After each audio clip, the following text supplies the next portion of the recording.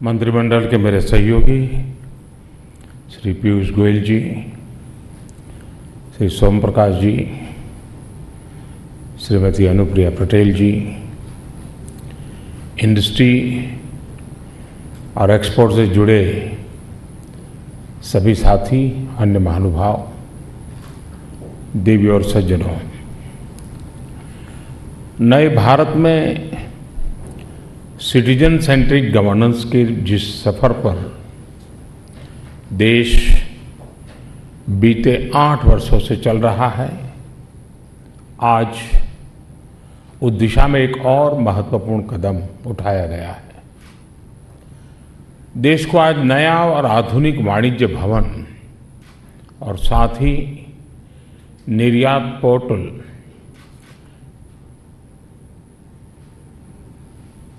ये दोनों एक नई भेंट मिल रही है। इन दोनों में से एक फिजिकल इंफ्रास्ट्रक्चर और दूसरा डिजिटल इंफ्रास्ट्रक्चर का प्रतीक है।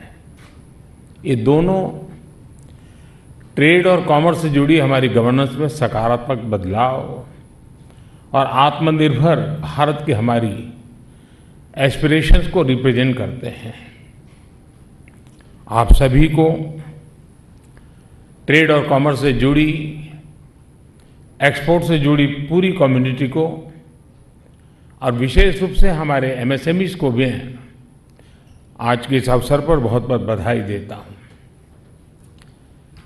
आज देश के पहले उद्योग मंत्री डॉक्टर श्यामा प्रसाद मुखर्जी की पुण्यतिथि है।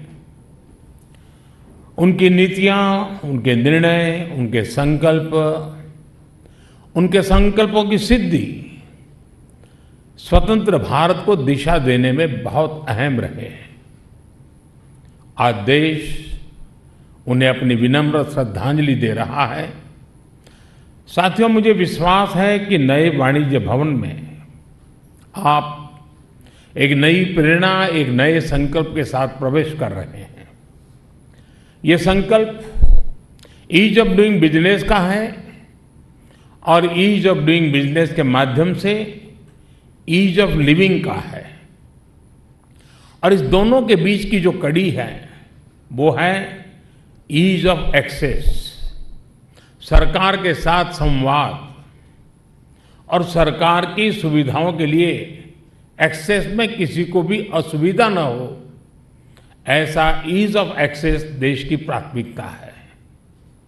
देश के नागरिकों को बेसिक सुविधाओं का एक्सेस हो, बैंकिंग में एक्सेस हो, सरकारी नीति निर्माण में एक्सेस हो, ये बीते 8 वर्षों के गवर्नेंस मॉडल का सबसे महत्वपूर्ण पक्ष रहा है।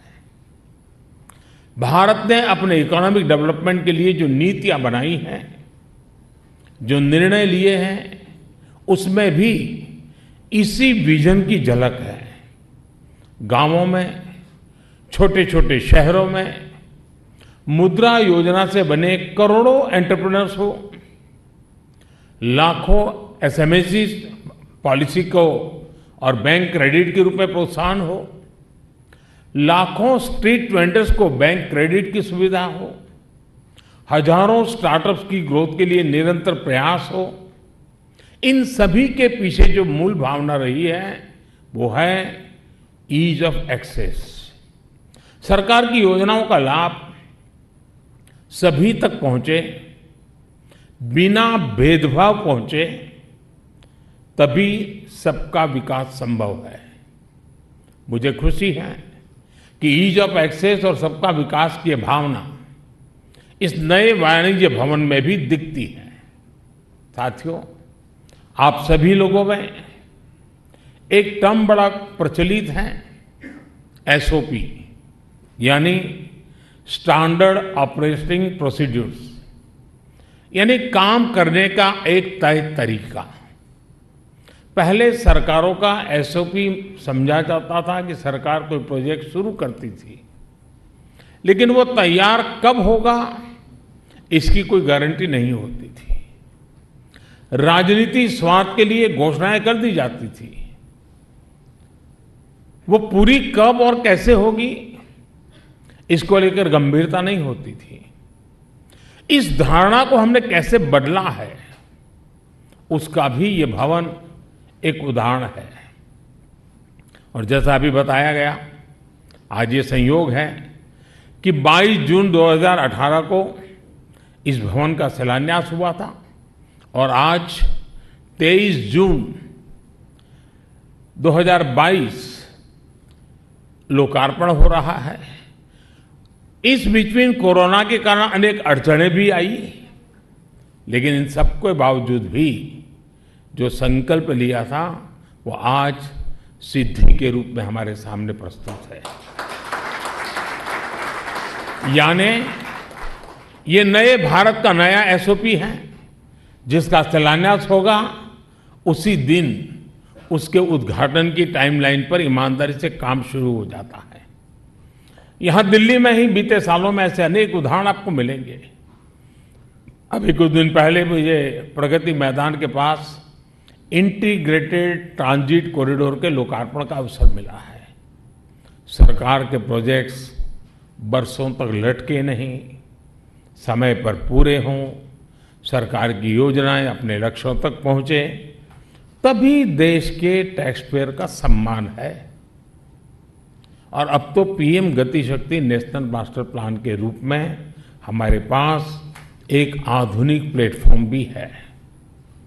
नए भारत की आकांक्षाओं को ध्यान में रखते हुए इस नए वाणिज्य भवन को भी हर संबंधित क्षेत्र में देश को गति शक्ति देनी है। साथियों, शिलान्यास से लेकर के लोकार्पण तक वाणिज्य भवन इस कालखंड में कॉमर्स के क्षेत्र में हमारी उपलब्धियों का भी सिंबल है। मुझे याद है, शिलान्यास के समय मैंने इनोवेशन और ग्लोबल इनोवेशन इंडेक्स के सुधार की जरूरत पर बल दिया था। आज हम ग्लोबल इनोवेशन इंडेक्स में 46 स्थान पर हैं और लगातार सुधार कर रहे हैं। पहले बहुत पीछे थे। शिलान्यास के दिन हमने ईज ऑफ डूइंग बिजनेस में सुधार की जरूरत को लेकर चर्चा की थी। आज जब इस बिल्डिंग का, इस भवन का लोकार्पण हो रहा है, तब तक 32,000 से अधिक अनावश्यक कंप्लायंसेस को हटाया जा चुका है। 32,000, कैन यू इमेजिन? शिलान्यास के समय जीएसटी लागू हुए कुछ ही महीने बीते थे। हर प्रकार की शंकाएं, आशंकाएं जोरों पर थी। आज हर महीने 1 लाख करोड़ रुपए जीएसटी कलेक्शन सामान्य बात हो गई है। वाणिज्य भवन के शिलान्यास के समय हमने जेम पोर्टल पर करीब 9,000 करोड़ रुपए के ऑर्डर की चर्चा की थी। आज इस पोर्टल पर हमारे 45 लाख छोटे उद्यमी रजिस्टर हैं और जेम पर 2.25 लाख करोड़ रुपए से अधिक का ऑर्डर दिया जा चुका है। साथियों, तब मैंने बताया था कि 2014 के बाद मोबाइल मैन्युफैक्चरिंग यूनिट्स कैसे 2 से बढ़कर 120 हुई। आज ये संख्या 200 से अधिक है और हम इंपोर्टर से आगे निकलते हुए दुनिया के बड़े मोबाइल फोन एक्सपोर्टर्स के रूप में आज हम एक शक्ति बनकर उभरे हैं। 4 साल पहले भारत में 500 से भी कम रजिस्टर्ड फिनटेक स्टार्टअप थे। आज इनकी संख्या करीब करीब 2,300 से पार कर चुकी है। तब हर वर्ष हम 8,000 स्टार्टअप्स रिकॉग्नाइज करते थे।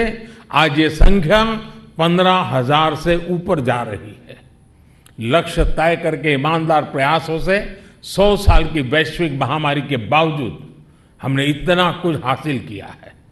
साथियों, संकल्प से सिद्धि की जो सोच आज नए भारत में बनी है, उसका बेहतरीन उदाहरण हमारा एक्सपोर्ट इकोसिस्टम भी है। शिलान्यास कार्यक्रम में हमने ग्लोबल एक्सपोर्टर को बढ़ाने के लिए, एक्सपोर्ट को बढ़ाने के लिए भारत को मैन्युफैक्चरिंग का एक प्रीफर्ड डेस्टिनेशन बनाने के लिए साझा संकल्प लिया था। पिछले साल ऐतिहासिक ग्लोबल डिसरप्शन के बावजूद सारे सप्लाई चेन तहस नहस हो गए। उसके बावजूद भारत ने $670 बिलियन यानी कि 50 लाख करोड़ रुपए का टोटल एक्सपोर्ट किया। आप भी जानते हैं ये आंकड़ा कितना अभूतपूर्व है। पिछले साल देश ने तय किया था कि हर चुनौती के बावजूद 400 बिलियन डॉलर यानी 30 लाख डॉलर रुपए के मर्केंडाइज एक्सपोर्ट का पड़ाव पार करना है, लेकिन हमने इसको भी पार करते हुए 418 बिलियन डॉलर यानी 31 लाख करोड़ रुपए के एक्सपोर्ट का रिकॉर्ड बना दिया। साथियों, बीते सालों की इसी सफलता से उत्साहित होकर हमने अब एक्सपोर्ट के लक्ष्य भी बढ़ा दिए हैं।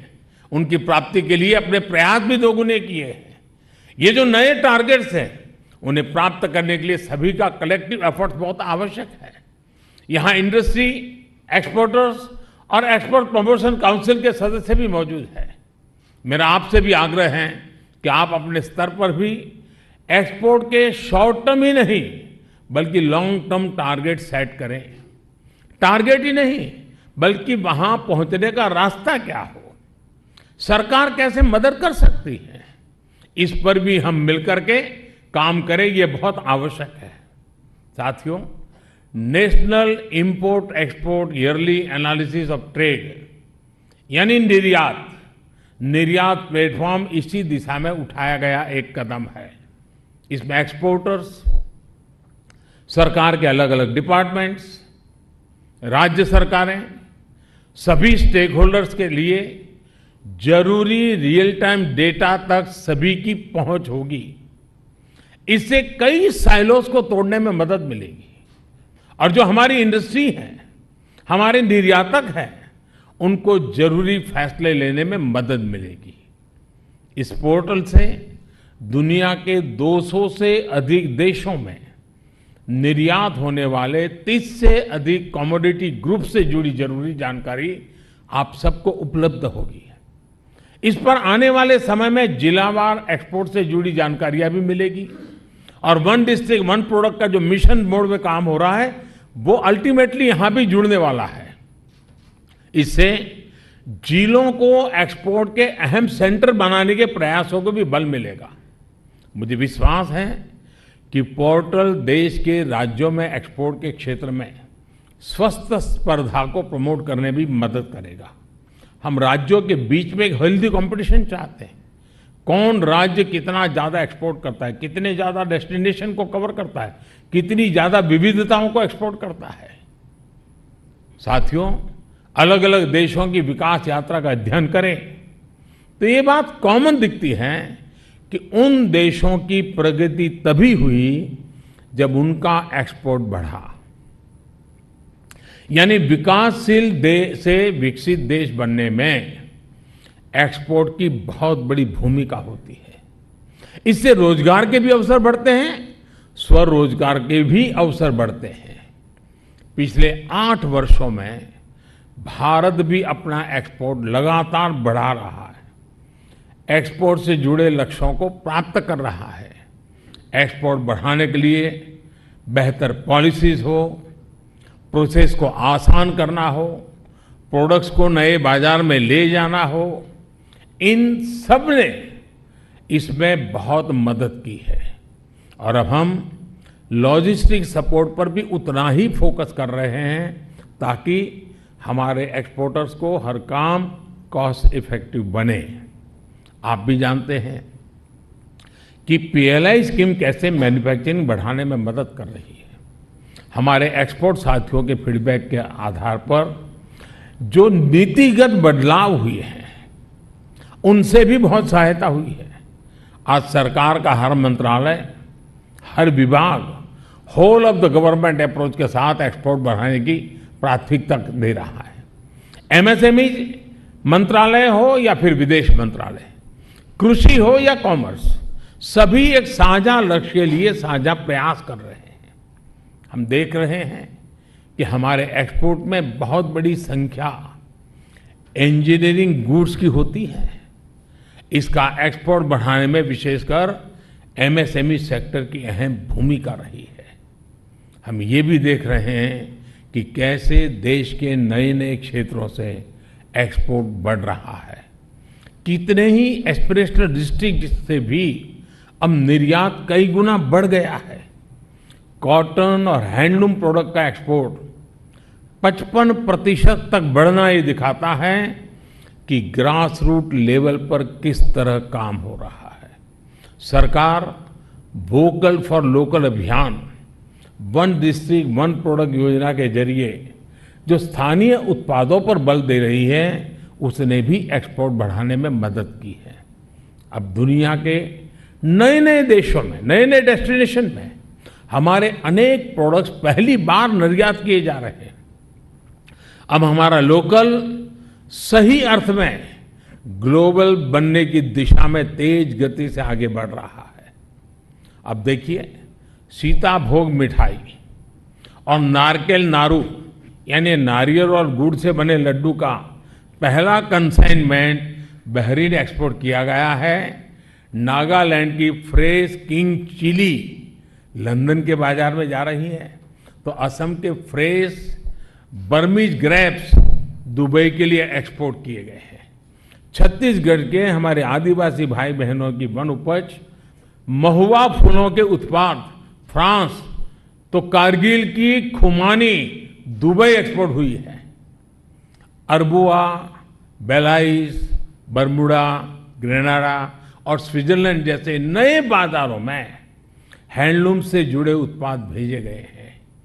अपने किसानों, अपने बुनकरों, अपने पारंपरिक उत्पादों को एक्सपोर्ट इकोसिस्टम से जोड़ने के लिए हम मदद भी दे रहे हैं और जीआई टैगिंग पर भी बल दे रहे हैं। पिछले साल हमने यूएई और ऑस्ट्रेलिया के साथ ट्रेड डील्स को फाइनलाइज किया है। बाकी देशों के साथ भी बहुत प्रगति हुई है। विदेशों में जो हमारे डिप्लोमेटिक संस्थान हैं, उनकी भी मैं विशेष प्रशंसा करना चाहूंगा। बहुत ही चुनौतीपूर्ण माहौल को जिस प्रकार वो भारत के लिए अवसरों में बदलने का काम कर रहे हैं, हमारे सारे मिशंस इसके लिए अभिनंदन के अधिकारी हैं। उनके कार्य की सराहना जितनी करें उतनी कम है। साथियों, व्यापार के लिए, कारोबार के लिए नए बाजारों की पहचान करना और वहां की जरूरतों की पहचान कर उत्पादों का निर्माण करना, ये देश की प्रगति के लिए बहुत जरूरी है। अतीत में हमारे व्यापारियों ने दिखाया है कि म्यूचुअल पार्टनरशिप और ट्रस्ट आधारित व्यापार कैसे फल फूल सकता है। वैल्यू और सप्लाई चेन की इस सीख को हमें आजादी के अमृत काल में सशक्त करना है। ऐसी ही वैल्यूज के आधार पर हमने यूएई और ऑस्ट्रेलिया के साथ ट्रेड डील्स को पूरा किया है। अनेक देशों और क्षेत्रों के साथ भी तेजी से हम ऐसी डील्स की तरफ आगे बढ़ रहे हैं। साथियों, बीते 8 वर्ष में देश की उपलब्धियां हर भारतीय को गर्व से भर देती हैं। इसी भावना से काम करते हुए आजादी के इस अमृत काल में आने वाले 25 साल के लिए हमने जो संकल्प लिए हैं, हमें उनके लिए काम करना है। आज नया भवन भी बन गया, नया पोर्टल भी लॉन्च हो गया, लेकिन यहां हमारी जिम्मेदारी खत्म नहीं हुई है।